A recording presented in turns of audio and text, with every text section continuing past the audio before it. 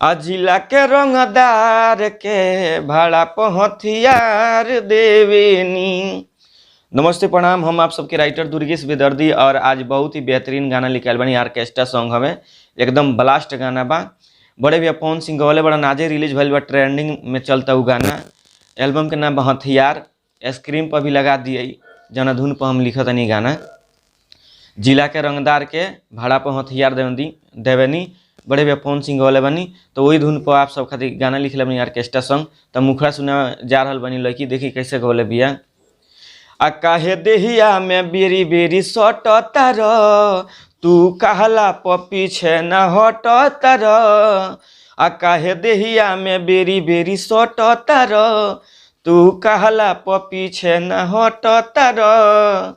ई लड़की के लफी लड़का कही आ काहे तारा काट नियन गड़तानी हो। फिर कोरस बा आ कहाँ ताहर जो बन धरतानी हो। ए बुची ताहर चोली पैसा से रुक भरतानी हो। ए बुची ताहर चोली पैसा से रुक भरतानी हो। ई गाना लेखन ला जहाँ लेडीज गल बड़ी तहाँ लेडीज के बा, जहाँ लड़किया गावल बा तहाँ लड़किया के बा, और कोरस जहाँ लड़किया के बा वहाँ कोरस में भी हम गा के बता दिले बनी आप सबके। ओई में से चुन के जहाँ लड़किया के कोरस डाले के बा आ जहाँ लड़की से गवाए के बा, जहाँ लड़किया गवाए के बा, आप सब मिला सकता नहीं। तई रहा मुखड़ा। तो आप सबके अंतरा सुनावे जा रहा बनी। पहले लड़किया के अंतरा बा कि सुन यही गौआ के होई बाहुबली, हमारा के जाने ला पूरा हो गली। ताहर गाल धोके देहब मौली, आ बाबू केहू से ना हम डरीले, जवन बुझाव तवन कहरीले।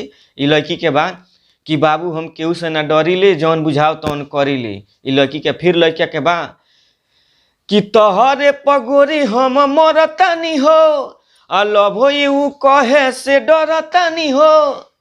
ए बुची ताहर चोली पैसा से रुक भरतानी हो।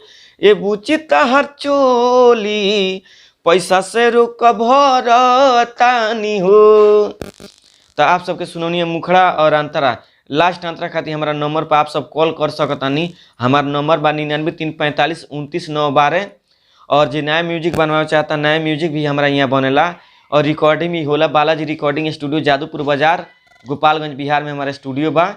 तो हमारा नंबर पर वह नंबर बा 99-34-52-99-12। यही नंबर पर कॉन्टेक्ट करके आप सब हमारा लगे आ सकतानी।